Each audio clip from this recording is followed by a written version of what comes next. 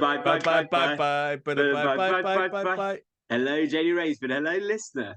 Hello, Apologies David. if I sound different today. It's because I'm filming in the lounge because I basically screwed up my tech from the podcast we just recorded in Brewdog. Took all my equipment there needlessly because their equipment's so much better than ours, and haven't been able to set it back up my computer. So I'm on the laptop, so I don't know how the sound is, but that's the reason why.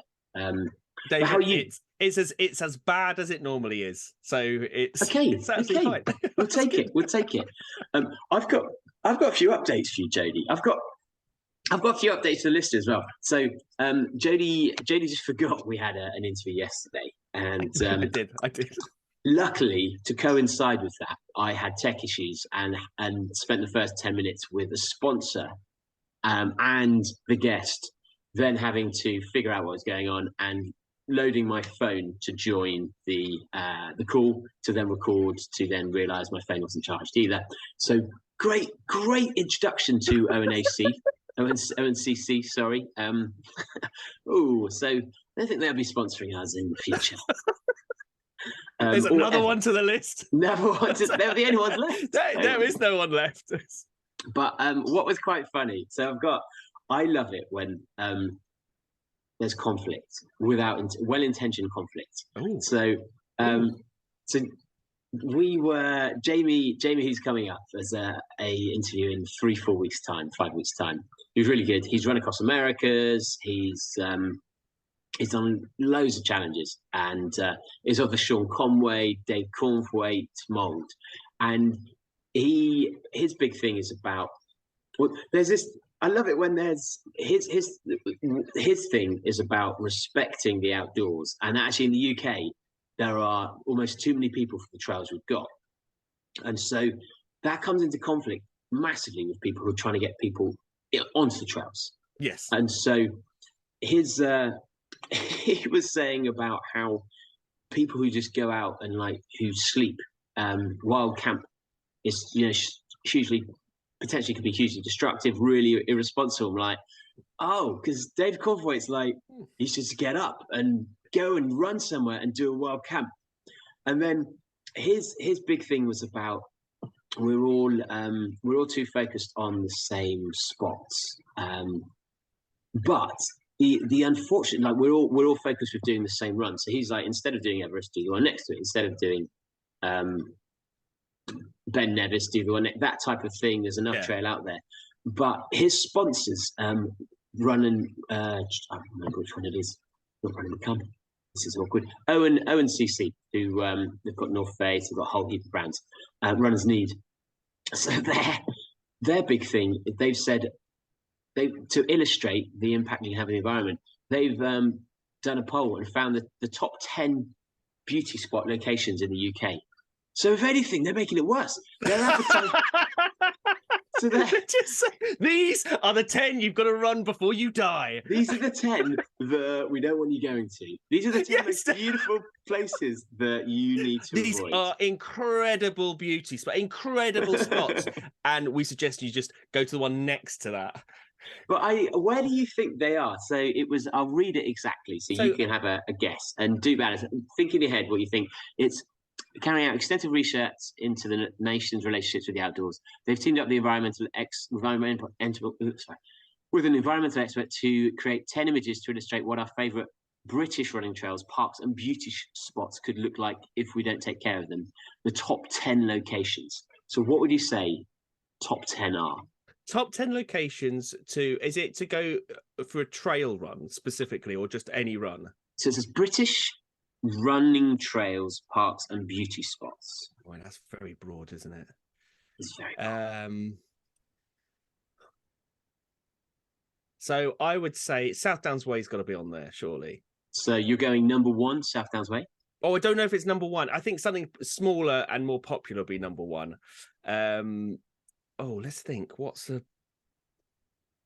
There's got to be things like Thames Path. Like Thames Path has got to be that's a. Is it not? South Downs Way.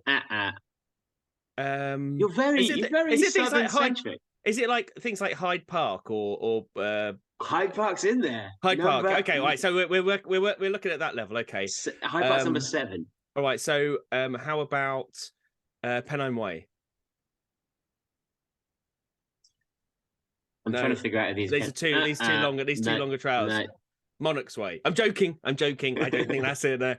This is going to take too long. Snowdon's on there. Yes, in at number 5. We need Rob Deering with his cheesy radio voice.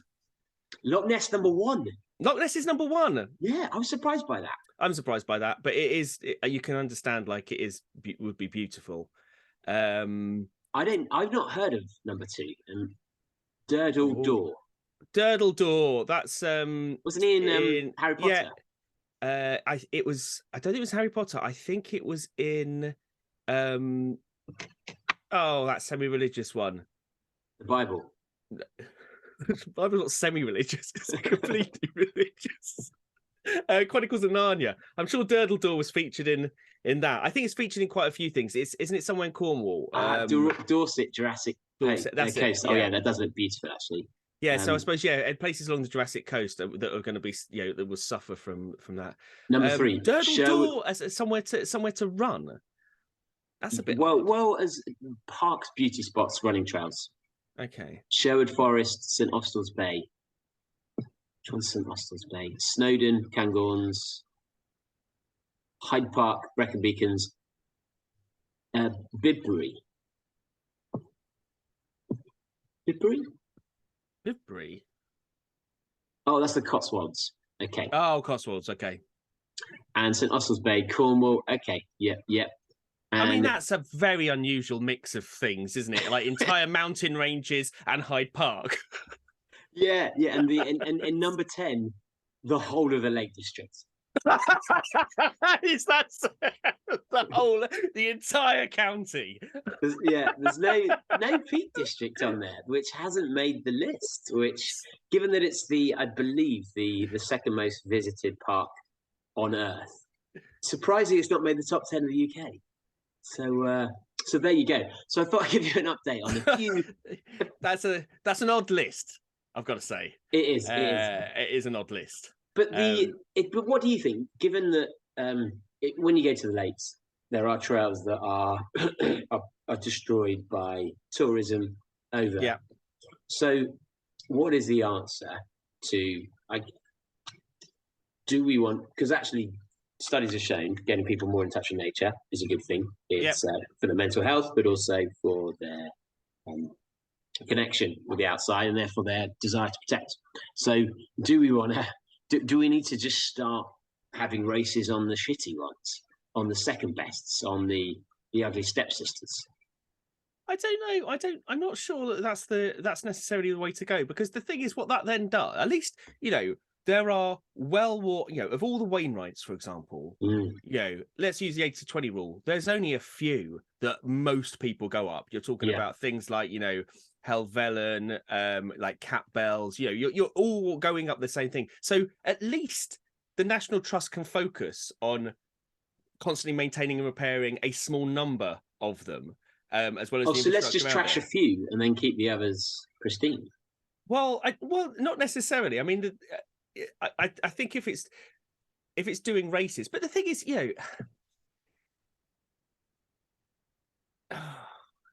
I mean, Snowdon's an ugly fucking mountain, isn't it? I mean, it's not pretty. I mean, I prefer like the Lake Districts and to Snowdon. So, to me, it's kind of, I mean, they've put a fucking railway on it, so it's already trashed, isn't it? I don't know. I'm not, they're not pretty, the Welsh ones. I don't know what. I have a fear.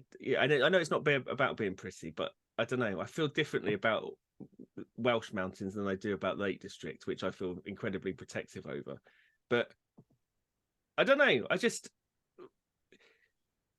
think to some extent you can do that already, can't you? Like, I think if you sell something as a Lake District trail or something like that, you can put up whatever, and you're getting people coming from London who know nothing about it or from wherever, and you've set a route. It's not as if like people go, oh God, I needed to go, via Helvellyn, or I needed to go through, whatever. As long as you can kind of see it from there, I think it's fine. I don't know. trashing more mountains doesn't feel like it's the right thing to do. But what I like about that list is that it's introduced us to some names that we didn't know. So at least we can go there and trash it with our running now. Bibri looks ripe for 500 do-badders to run through on a Bibri bad boys. Bibri bad boys are just gonna absolutely destroy it. But I've also been sent a press release as well, which I don't know whether you've been sent. But it's it's the best and worst states to go running in the US. Drunk. Not drunk. No, not drunk. Oh, I thought like what state you're in. No. Yeah. Oh, I see. Well, some of these you may need to be. Okay. So what it does, Who's decided this? It's apparently research conducted by exercise and nutrition expert Fitness Vault. Fitness Vault, as in electricity volt, analysed multiple factors, including natural beauty of each state, safety of each state. I don't know whether that's anything to do with guns. Ooh, is that people guns or bears or animals or chavs or I don't know. STDs? Mean elevation. It's got to be mean. The number of International Association of Athletics Federation marathons, which I think is a weird way to judge a state. Air quality and average temperature. What I like about this press release is they've clearly cut and pasted where it says International Association of Athletics Federations, because it's a different font to everything else. and are they assuming that more elevation means better? I don't know. Because surely the secret is variation, not. Well, that's the thing, isn't it? So that's why I'm going to ask you this question. What do you think are, taking that into account, what do you think are, the top ones? The top states? Yeah, well, I mean, there was one that comes to mind that should be the top state for running. I mean, and this comes as a kind of trail runner, ultra runner. I mean, there is one state that kind of stands out. I mean, you've got to put California in the mix. California is third. Western states and all that. Colorado. So you think I put Colorado not in the top 10? What? I mean, so knowing Colorado's not in the top 10, what do you? The 100's in Colorado, isn't it? What? Leadville 100's in Colorado. I mean, Colorado is is kind of the state, isn't it, for running, for training, for everything. Yeah, not in there. Yeah, so you've got Pikes Peak, you've got Leadville 100. Wow. No, not in this survey. Washington is fifth. Actually, Alaska's got to be in there, right? Washington is also the safest state in the top 5. It says on this. What a thing! Alaska's not there. I mean, there's a huge difference between running on trail as like a white male to running in the street of a big city as a black female, for example. So, is it things like that they weigh in? So Alaska's not there. No, Alaska's not there. Mount McKinley. No. I wonder. It doesn't specify trail running or anything else like that. That's the thing. So and knowing that I think the vast majority of US races are on roads. Okay, so it's going to be where's Boston, New Hampshire? No, not New Hampshire. Chicago, Illinois. No. Okay, should Hawaii? I just Hawaii is there at number 9. 9. So number 1 then, Texas. Too hot. No. I mean, too hot is not an issue for this one. New York, because of the New York is 4th. Okay. Although it ranks lower for natural beauty, it's a much safer state than the top 3, and California's 3rd. It's weird how the safety thing is the most important thing when it mentions each of these rather than other aspects. I'm trying to think of the most unsafe state in. When you think, oh no, I'm going to go to America, I'm going to do a run. You think, do you know what? It would be insane for me to go running in this state for so many reasons. What would be What would be somewhere you think, oh yeah, I'm going to go for a run in this place, and you'd be like, oh, that's a bit That's going to be a bit of a challenge, both in terms of temperature. New Mexico? No. Louisiana? Florida is the best place to go running in America, apparently. Isn't it massively humid? And massively hot? It's one of the hottest states to run in. And has hurricanes and alligators and... Well, the Sunshine State ranks as the best place to go running in America. Florida boasts some beautiful beaches and is one of the flattest states, meaning running routes are perfect for all types of runners. There are 6 marathons. They're saying flat is positive. Well, it's weird how they say flat is positive and then California's third. So the state has over 1,000 other races, varying distances for runners of all abilities, making it one of the most inclusive. Although with an average temperature of 72 degrees Fahrenheit, you can expect it to be one of the hottest states to run. See, I wouldn't have put Florida as well in the top 10, just because the things like the heat, the humidity, the fact, my understanding of Florida is big roads. It's not natural trail. You're not going to find lots of routes, and I don't think it is actually that easy to run in places. Yeah. Weird. Second is Ohio. Okay, I don't know anything. What do we know about Ohio? Cleveland. Mistake on the lake. That's what it's known as. What do we know? Mistake on the lake. So let me go through it. So we've got so what we're going to do, American listeners, US listeners. Yeah. What do you think of this list? Are we completely wrong? Is it really clear that these are? I think Florida, Ohio, California, New York, Washington, Minnesota. Again, nothing. Massachusetts. That's Boston, isn't it? Oh yeah. Rhode Island. I'm not sure. Where's Rhode Island again? That's near New York, right? Yeah, it is. That's a state, is it? Yeah, state. One of the smallest, isn't it? Hawaii and Oregon. I mean, looking at Rhode Island, it looks like a dreadful place to run. US listeners, love to hear what your thoughts are on those. No, Rhode Island looks lovely. I take that back. That changed, didn't it? The Rhode Island. All of a sudden, the Rhode Island Tourism Board was going, "Oh no, David, a bad boy running is absolutely destroy tourism." This. Oh, okay, it's all right. He's made a mistake. Surely Rhode Island's more for cyclists. Well, I imagine this list. It does seem to be very much like road race based, doesn't it? So I imagine the same list for. And it's true. People always come to London for the running, don't they? People are always like, "Well, I'm just nipping into London to run a 10K jog." People are never wanting to get out of London and run away from anywhere except London. No, the cities. I do think that one of the things that stops. Of all the things that that America doesn't have, that makes me think, I really want to move to America, but there's reasons why I don't want to. And one of them is footpaths, lack of footpaths, lack of public footpaths. You don't realize how important and how privileged we are to have that ability to just, be able to get out and run. And everything's a grid.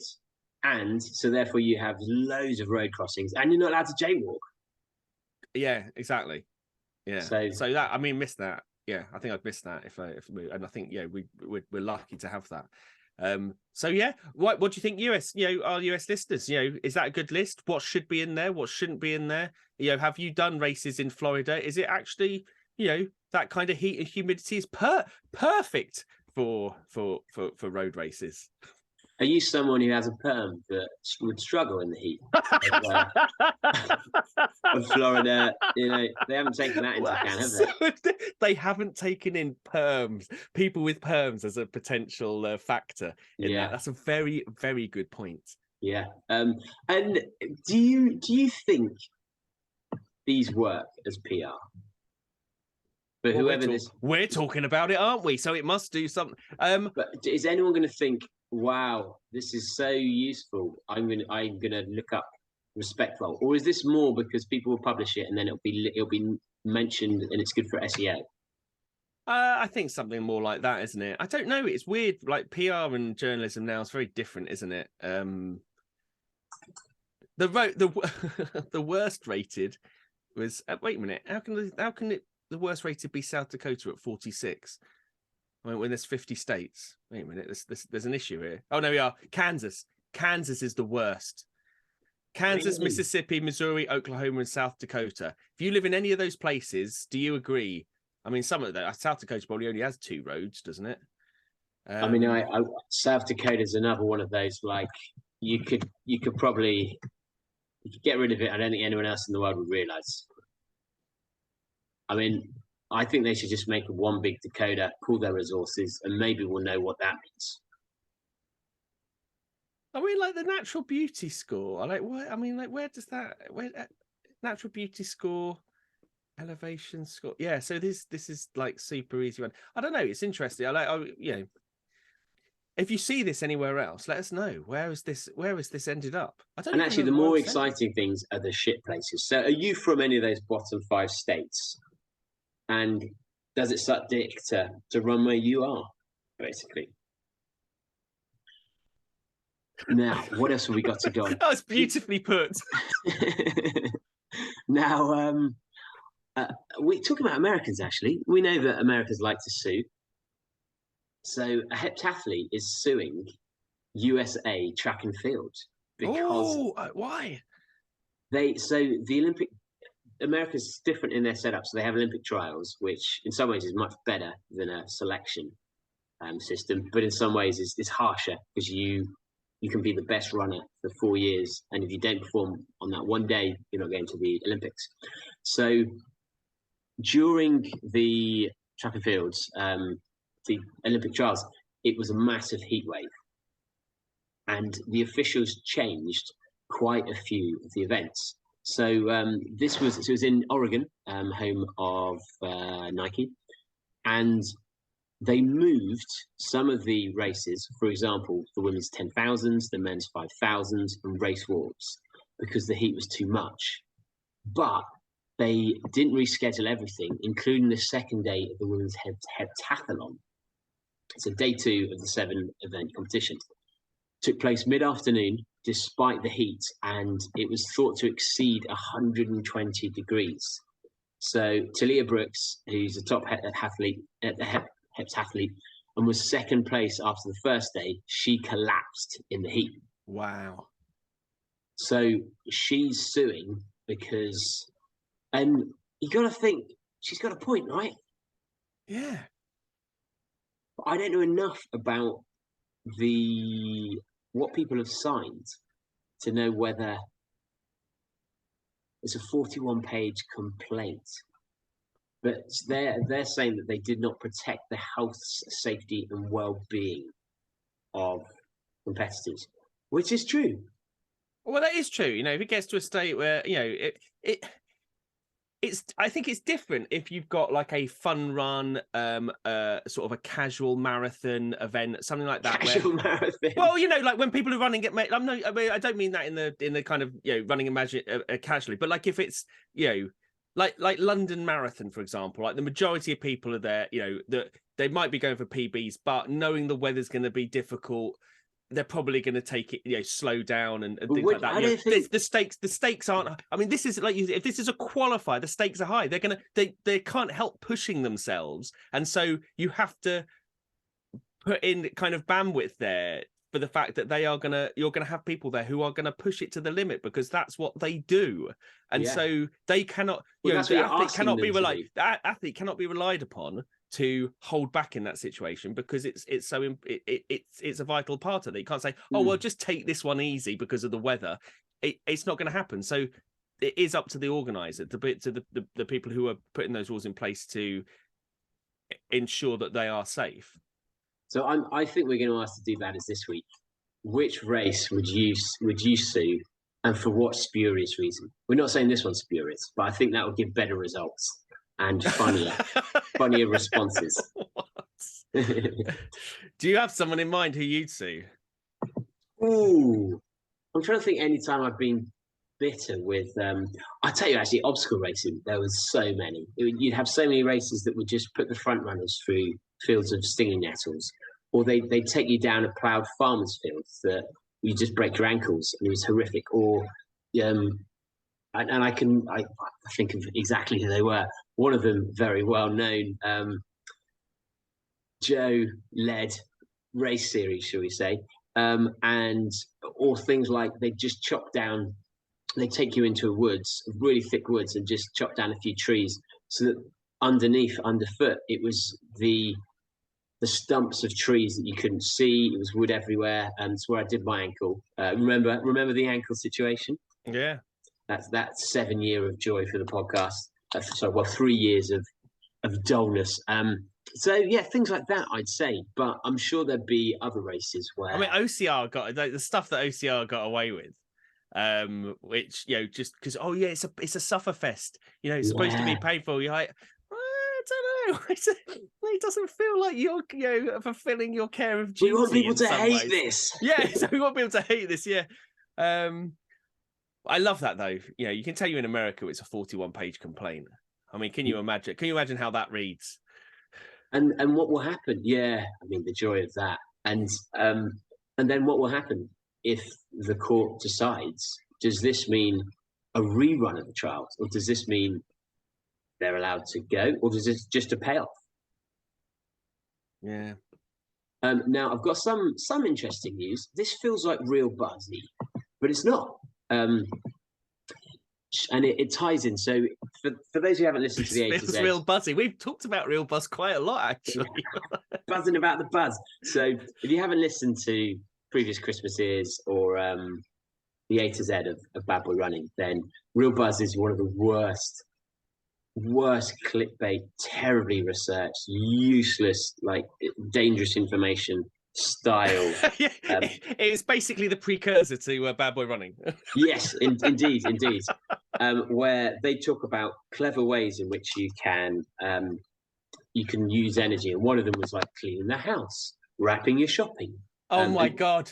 Yes, yeah. The Christmas one is just utter shit. It was brilliant. But this suggests, so this is I'm going to find this study, and oh no, here we go, paywall again. I wasn't on a paywall when I read it. Oh, damn it. They knew. So, they did know. So a study has found that short bursts of activity in daily tasks can reduce risk of early death. So this is it from what I recall. I'll see if I can find another version of this, because this one's in the Independent, who brilliant organization, and it suggests that really small things. So if you think about how exercise has been almost pushed in the media and by the NHS and doctors, you're meant to have your kind of, was it 2 or 3 hour long things a week, and then it went down to 20 minutes, and then someone was saying if you really raise your heart rate, even for 2-3 minutes. But this suggests that actually stepping up the pace while walking, doing the housework with a bit more energy, can make a real like chasing after a bus.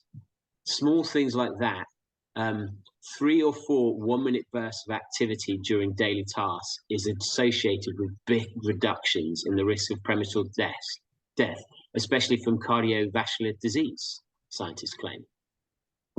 Which is quite surprising, really, isn't it? It's a difficult one, isn't it? Like, because you do all that stuff normally in daily life, don't you? Like, there's moments where you raise your heart. I do always think the thing is chasing after a bus is a funny one, because it means that you have to purposefully miss a bus. Yeah. And then chase after it. It's always used. That phrase is always used. Oh, yeah, running after the bus. You're like, yeah, and that worked when the bus was a route march and you could jump on the back. It's running for the bus, isn't it? Yeah, running for the bus again. But again, it relies on you calculating that you're going to be slightly late for it. So it's always a weird one. But yeah, you kind of do stuff like that all the time. I think though, this kind of advice though, there has to be more fundamental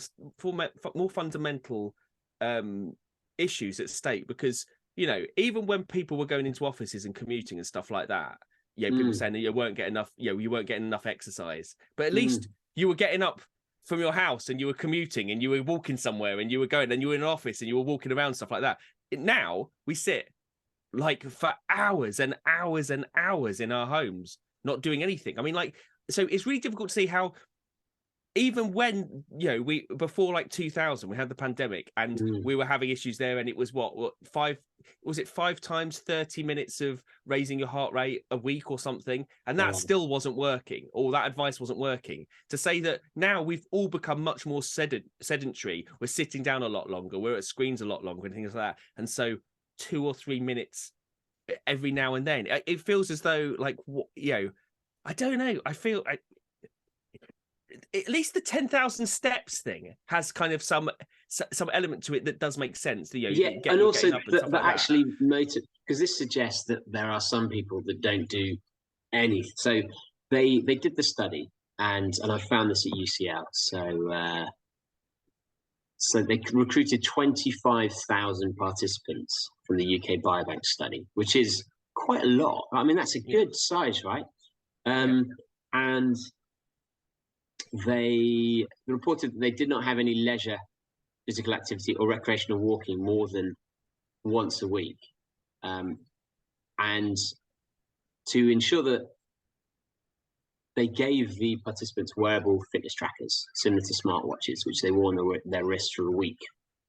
And it was shown that, on average, so 89%, even though participants did not report doing any structured exercise, 89% did record what's known as vigorous intermittent lifestyle physical activity. So that's 89%. So 11 people didn't get any of this. And that's what they said examples would be things like playing with children and pets, carrying shopping, climbing briskly upstairs, walking uphill, or running to catch a train. And that they recorded on average 8 short bursts of activity each day, totaling just under 4.5 minutes. So that led to a 40% reduction in premature deaths from any cause, as well as death from cancer, and 49% lower risk of death from cardiovascular disease. But that, I mean, that in itself almost suggests that it's only, so there's 11% of people that aren't doing structured exercise, aren't doing anything in any way vigorous. I mean, like carrying shopping, like they're not even carrying shopping. Walking up the stairs. They're not even walking briskly. up the stairs. I guess walking up the stairs briskly, yeah. Yeah. It's a weird one. So I guess to a certain extent, this is probably completely useless to our podcast, because I imagine everyone does. Everyone, do you hold shopping? You've massively reduced your. I don't know. It does make me wonder, because what the comparison is. The comparison is against someone who's doing absolutely nothing. And if someone's doing absolutely nothing, what's the likelihood that either they have health issues or something else as well? Like, there's not that many people who or they're elderly. That's the thing. There's not that many people doing absolutely nothing, to not include that. I don't. And if you do, it's probably associated with obesity or injury or already. Yeah, true. Exactly. I don't know. I find stuff like that where it says, just doing like gardening for 20 minutes or something, it makes a big difference. And at least with exercise, you can kind of structure it. At least you can go, I'm going to spend 15 minutes walking up and down the stairs or whatever, or I'm going to do something like that.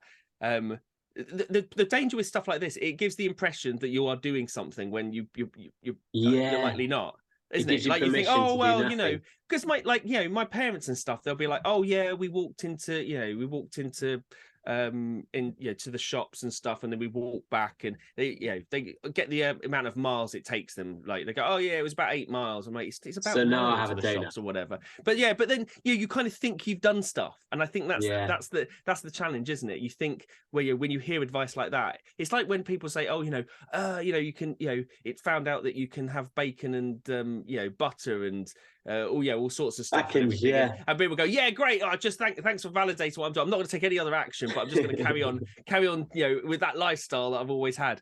And it hides the fact that, that you're not doing anything, and that's a real danger.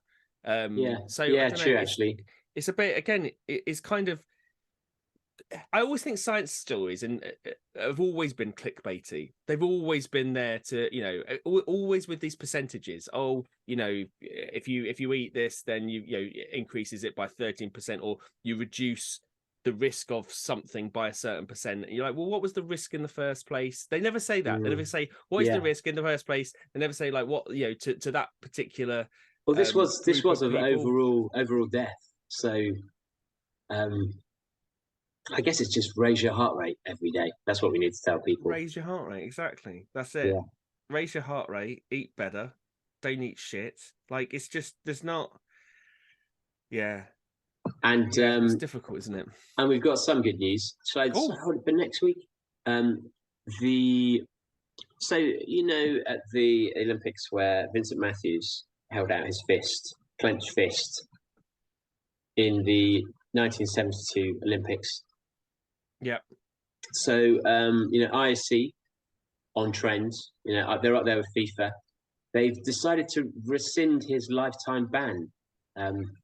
Half a century after his podium protest. So if he wants to compete again as a future Olympian, he's now allowed, which is great news. It only took them 50 years.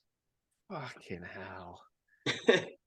Insane. No, what next? What next? Boston Marathon's going to allow women to run. Are they going to announce that they're going to allow? I mean, what the? Yeah. Well, what's the point? Well, what? And actually, I've found out since that he's still alive, which is so I want to get him on the podcast. So if anyone has any connections with Vincent Matthews, then please let us know, because their story is incredible. They protested, and it massively impacted the rest of their lives, because not all America was ready for that protest. So I'd love to tell that story. So if anyone knows Vincent Matthews, and I assume it's because it's the 50th anniversary, which has made them think, oh, wow, this person's still banned. And they just hadn't thought about it in 50 years. I assume that. But why don't they go back and actually look at everything and start making changes progressively? Maybe as a suggestion for the IOC. So Collett has... Yeah, he was banned as well, Collett, and he's died. So he died in 2010. So never saw that rescinded. No, that vindication, yeah. And I'd love to know just their view on how sports changed, how America's changed, everything like that. Yeah, it has. I mean, that's the thing, isn't it? The whole thing of there's no politics in sport. Yeah, you want to keep sport and politics separate. You're like, when you use sport for political reasons, you open the floodgates, and what they did was incredible. Yeah, and it made a difference. But did you? Oh no, that's the other thing. It's funny we're talking about this. Did you hear about the Iranian footballer?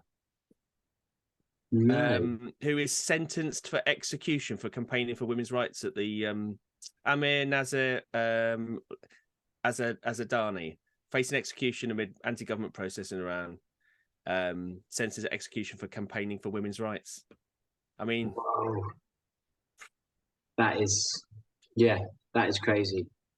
And well, what can you say about that other than that is the reality for a lot of people? Yeah. I mean, it gives the impression that he was one of the ones at the Olympics, but at the World Cup. But the fact is that if he's going to suffer that, what's going to happen to the Iranian team? What's going to happen to I mean, it just shows you what a massive thing it was, their protest when they did it. Yeah. And I think it's it's difficult to really understand what a big deal it is, and what a big deal has happened there as well. So so absolutely. God, death penalty. I mean, like, of all the for campaigning for women's rights, unbelievable. Yeah, well, hopefully something will change, and given the amount of feedback at the moment going on in Iran, should we say, and the amount of protests, hopefully the government won't be in much longer. You've got to hope. But well, That would be our Christmas gift. Happy Christmas! Is it Christmas? It's nearly Christmas. Happy Christmas! Happy New Year! We've no idea what our schedule is yet, so this may be a Christmas special, or maybe a New Year. Well, we've got the our recording at Brewdog Waterloo to come out. Yes. Which is it's almost like a two-hour special. Which kind of went on, and we kind of overlapped the football in the end, but it was great, especially being in a proper podcast studio as well, seeing what it's supposed to look like. And we interviewed quite a few do-badders as well. So if you've never heard from CFTV, and Gilio's been on before, but Gilio's back, and Anna Brown and Julius, and so it's really fun. And thank you for everyone who came. The only unfortunate thing is some people turned up quite late, and we've been drinking since about 4 o'clock with no food. So by about 11 o'clock, we were absolutely hammered and just had to crawl home. So apologies if you came out relatively late and we were in bits. Yeah. Brilliant. Well, thanks for listening, guys. Get in the Facebook group to answer that question of which race you'd want to sue and for what spurious reason. The stupider, the better. And if you're in the US, please let us know. What do you think of the list of best and worst states to run in? Is it accurate? Does it match your experience? Have you got any suggestions as to things that should have been number 1, 2, or 3? Yeah, absolutely. And if there's any guests you'd like us to interview in the future, then let me know, because we're booking from February now, I think, for topics guests. We're going to be at the Run Show. Get your ticket if you haven't already. It's going to be super fun. And if you'd like to leave a review, the word of the day is this trail. What did we say about sucks dick? No, it wasn't that, was it? Yeah. Name a state and then just name a state. US state. That's what we want. Name a US state and say trail in this US state sucks dick, or wherever you're from, wherever you want to do. Get that in a review in context, and we'll read it out on the podcast. So. Thanks for listening, guys. See you later. We'll see you next time. Fuck